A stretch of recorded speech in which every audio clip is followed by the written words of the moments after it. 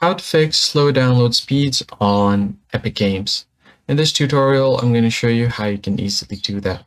So the first thing you're going to have to do is simply go ahead and select any option that you are downloading. For example, in this case, Fortnite. Now, once you have started your downloading process, you should be able to press the install button once the order has been placed successfully. Now, just go ahead and click on View Library, and then from your library, click on Install. Select your file destination, and then click on Install. Click on Yes, and then it will start installing. So you can go to your downloads and check your download speed. Wait for a bit, and you should be able to find your downloads right here, Downloads Overview. And once that is done, in order to increase the download speed here, you first need to check your download status.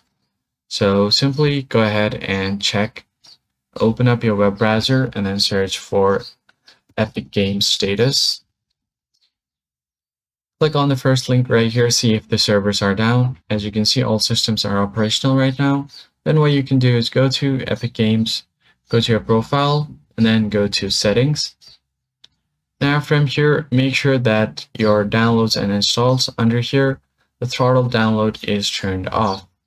You just need to make sure that your throttle download is turned off.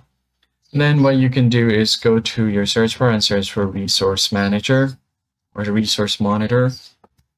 And then check if Epic Games is using your resources on your network. Go to the Network tab, find the apps that are using your resources, and if something is using more resource than the Epic Games launcher, then you might want to turn it off. So just go ahead and right click on it and then end process.